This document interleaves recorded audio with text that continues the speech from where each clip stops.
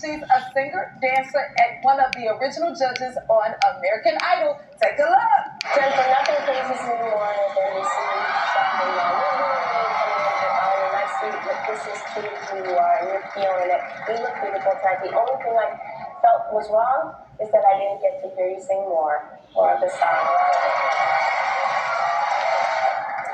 I'll always be grateful to her. Please welcome the one and only Paula Abdul.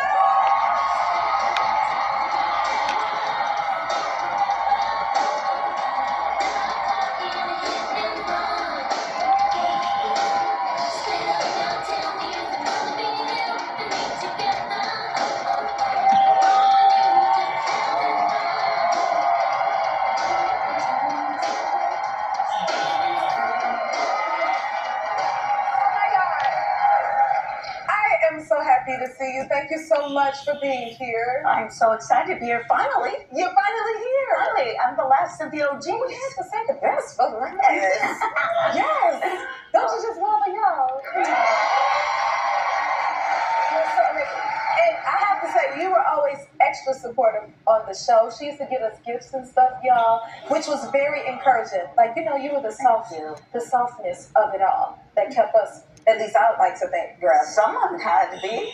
Definitely, you know, wasn't going to be the guy to the left of me. Yeah, you know, because back then, Simon wasn't too nice. He wasn't good to my world for a decade. Was he tough on you too, Paula? Tough on me? Yeah. I heard I'd have spikes on my heels so I could kick them underneath the table. I mean, honest to God. I never thought about what it was like for the judges to sit next to Simon. But he's so mellow now. Well, he's a daddy. Is that what changed him? I think so. You think so? I think so. Because it felt so different when he came here. I said, this ain't the same Simon. What's up? I know. You feel the same way? Yeah, he's different. Wow. Not that different, though. Not that different? Not that. What do you think is still the same? Oh, gosh. He's snarky as always. He's snarky. I mean, all the time, though, you said. Yeah, no, seriously. And he still makes jokes every time I see him. He goes, come here, Paula. Come here. Like how I would say to my chihuahua. So, I know people still come up to me about me being eliminated from American Idol. Do people still come up to you about it? Oh, my goodness. I mean, that was a moment. When you were eliminated, it was like the whole world was pissed. They'd still be mad. That's true. Yeah. I'm sure they come up to you. I mean, people still talk to me about, God, that night that Jennifer Hudson was eliminated. Really? I go, I know. And I remember interviewing you after, and when I was on Entertainment Tonight, and I said to you, you know, I have a feeling some amazing things are going to happen to you. Remember I said sometimes people that need to win, and the people that don't need to win end up winning big time. And I did. Thank you. See, for the encouragement you always have given me. I appreciate it so much. Wait a minute. It's been 20 years since American Idol started. Can you believe it? No. 20 years? It was like a whole grown-up ago. Wow. Yeah. Yeah, because I was 22 when I was on Idol. I'm 41 now. So it's all, and I was season 3. 7th place, I'm proud of it. Yeah. Okay? So tell me this, a psychic predicted that you were going to be on Idol? This is absolutely true. I was gifted a gift certificate to see a psychic, and I was skeptical. And I remember this was 3 years before American Idol even started. And she proceeded to tell me that I'm going to be doing a television show, so like a talent show. And I was like, what? I mean, my only reference had been Star Search from decades ago. I'm like, I'm not doing that. She goes, honey, you willed it to happen. It's happening. You're doing it. And I'm like, I didn't pay attention. She said I'd be sitting in between an with an R across the pond, and that he will be the thorn in my side, and that I'll be sitting also to the right of me in between a gentleman that I already know. His name starts with the letter R. And they said, and she said that it would be at a studio with the initial F. She said it was going to be the biggest show, break records on television, And I paid no attention to it. I really didn't. And it was almost 3 years to date when I was called into Fox. And all of a sudden they're talking about this show, and all of a sudden missiles started going off in my brain. Oh my God, I know Randy Jackson, because when I was in my late teens, I used to help do dance and cheerleading camps. And I wanted to figure out how could our camp get even bigger. I mean, I was already a Laker girl teaching Laker girl routines, and I was teaching my MTV videos to these kids, and our camp and competition was building. And I thought, well, it's really interesting. The same band that is traveling in the same college campuses is a group journey. And I called up the promoter and got all these extra tickets, and we went backstage, met Steve Perry, and then met Randy Jackson, who was the bass player. Oh my God. And then smash cut 2 years later, I know this sounds crazy, but when I was a little girl, I had a babysitter that drove me nuts because he never paid attention to me. And he was an aspiring singer-songwriter, and his name was Michael Bolton, who turned out to be Michael Bolton. Yeah, I don't even know why I'm telling this story. Your babysitter was Michael Bolton. That's amazing. That was legendary. Stick around, folks. We'll be right back.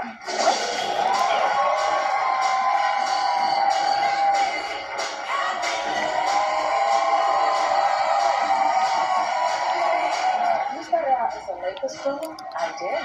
And I heard you almost didn't make the audition. When I was a little girl, my dad taught me, remember this, honey, that was the beginning of a negotiation.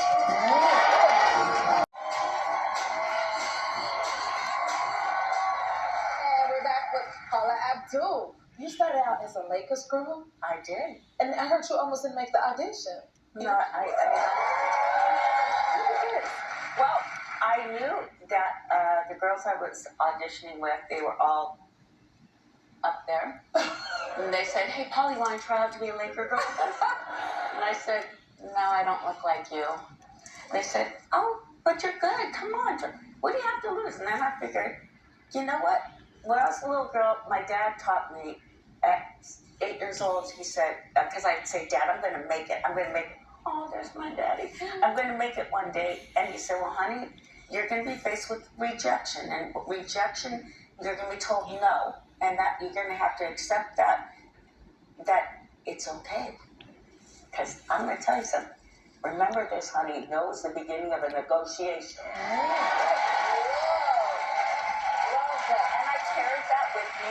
My whole life. So when I got to, I was the only girl carpooling with 4 other talls, and I was the small, and I figured I'm not the obvious choice. I'm never the obvious choice. So I brought a bag of clothes. You know, I brought a dance bag. So there were thousands of girls auditioning, and I was number 742. I remember the number, and I remember they took hundreds at a time, and I got it. And it was my line, and I'm like this. Yeah, on my toes. And they go, when we call your number, please step forward. I'm going, and 2 of my friends were called, and I'm going, and I'm sitting here on my toes, and number 742, and I stepped up, and I'm like, and then I heard from the voice from God, all right, if we called your number, we're thinning the herd. You can come back next season. Didn't even get to dance. So 3 of the girls, me and 2 girls, I was so pissed. There were 2 girls left, and I was so aggravated. And I ran to the bathroom, and I got into the stall, and I said, no, it's the beginning of the negotiation. And I took off my leotard and tights, put on a new leotard and tights. And this time I put my hair in a ponytail. And I entered as my middle name, Julie. And I spelled my last name Abbal. And I went out there, and the 2 girls that were cut with me were like, you can't do this. And I went, and I ran out to the next 2 girls, and they were like, that's not fair. I can't believe you're doing this. You can't do.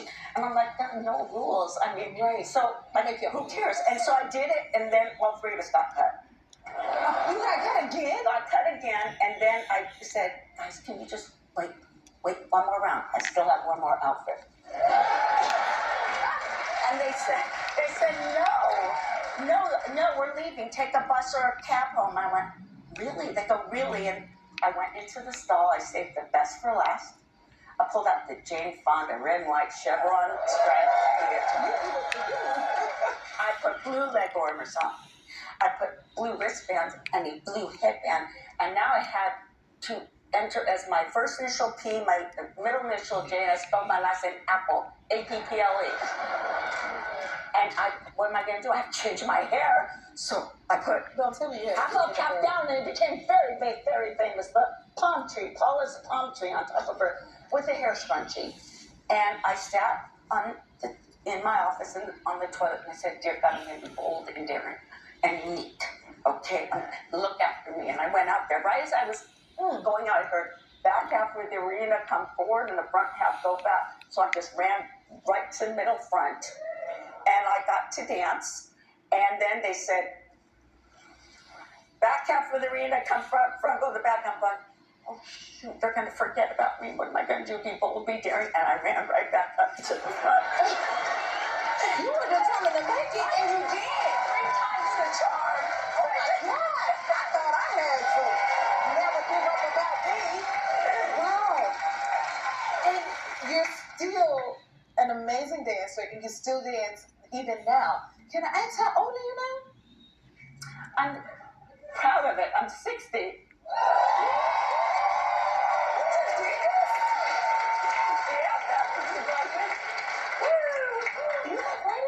Oh, that's the most fun I have. My dancers are always scared, like, oh, we're going to drop you. I said, no, you don't. I know where you live. You're not dropping me. Oh my God, I want to be like you, honey. Oh my God, we'll be right back with Miss Paula Abdul.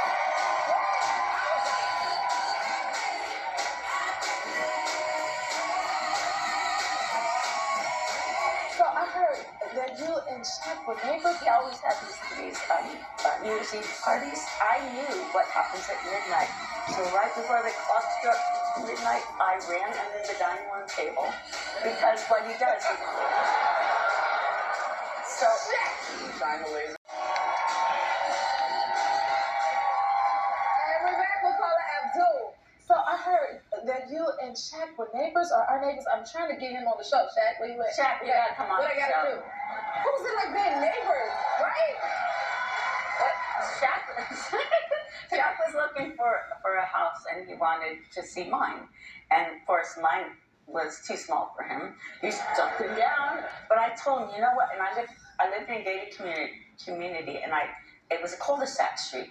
I said, you know what? There's a house right across the street that, like, you should at least see this home because maybe you can meet the builder because it's huge ceilings, huge door frames, everything that would work for you. I said in the front foyer, it's like it could be a half court.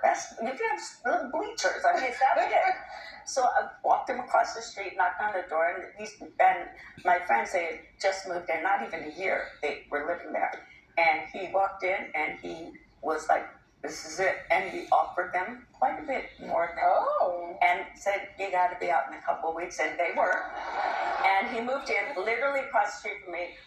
That was fantastic. Great. We were both represented by the same business manager. We're friends. And then I didn't know that came with like 18 billion cars as well. So I had to go to work in the morning and drive to studios to work. But I had to get the keypad code so I could go and get his car keys and move his cars. By getting into a Shaquille O'Neal car, I literally was standing like this. I'm like with my foot on the like backing cars out. You had to stand up in his car? Oh, I could full on stand up. Yeah, I come up to here on him. Okay, so no, but it was like he had these big turtles. They'd escape his home, come across the street, and end up in my koi pond. And when his mom would come, Lucille would come and visit, like. She'd be chasing him with a frying pan outside, yelling at him. He'd be running like this. And then, like, he always had these New Year's Eve parties. Mm-hmm. And, you know, New Year's Eve is great and fine, but sometimes you just want to stay in. And I was in my sweats. And there's a knock on the door, and there's Shaq wearing as bright a pink of a shirt, a three-piece suit. One piece suit with great little skinny gray pinstripes. With a pink derby hat, and he took me over his shoulder. kicking and screaming. I didn't want to. I'm in my sweats. Everyone's dressed up. He has a big party. But see, I knew what happens at midnight. So right before the clock struck midnight, I ran under the dining room table, because what he does is he moons people and puts his butt on your head. So that's Chef, you know. Oh my God. You said, Well, did you move? no, he hadn't moved. I wasn't gonna do it. You have some amazing stories. Doesn't she have some amazing stories? I do. Okay. Wow. Everybody you know is a legend. Oh my God. Okay, we gotta talk about your new clothing line, Smash and Test. It's called Root Gear, and I collaborated with Smash and Test. I like it. It was a natural for me to get into to do activewear and athleisure wear, because it's hand to glove to what I've been doing my whole career. And the fabric is amazing. It's unlike any other fabric I've ever danced in, and how it feels, and the fit is so good. And casual, look, those are my doggies. My doggies. I've always wanted to do a dance line. I love this company. Ashley is the CEO, and she's amazing. And what I love about her is she empowers women. She champions women like a big cheerleader. That's who I am. Yes, it is. It's all about inclusivity, all shapes and sizes. And for me, that's been my biggest mantra. I've always said talent, it has no prejudice, you know? And it's like, if I'm going to hire dancers, when I was a Laker girl, I don't care if you're 6 foot, skinny, red, freckle face, red hair, you have talent. I don't care if you're 5 foot, me, and you're rounder. I don't care if you have talent. You're hired. And I broke that stigma when I started my career. And what I love about this company is they do the same. I love that. Congratulations. I mean, it's like, what was really great about it is, remember when I would give the jewelry? Yes, you will always give us I gifts. would make jewelry every week for the contestants on American Idol, just so that they can remember their worth and their talent. Like, oh my God. And I have them wear bracelets. I would make you do that. And what I did is I carried it on to these pieces I collaborated with Smash and Test. As a matter of fact, I have something for Jim. I was wondering if you had something for me. Ooh, this is nice. Mama always got gifts. You get the best gifts. So this is Can I get it out? It's called the Love Me Up sweater. Ooh. And Let's see my sweater. look at the zipper tab. Let's see the zipper. It says, heart wins out 100% of the time. I love it. Thank you so much. Congratulations on everything. Isn't she beautiful? Check it out. Carla's clothing line is available at slashtest.com. And today you can all shop it with your $100 gift card. Thank you.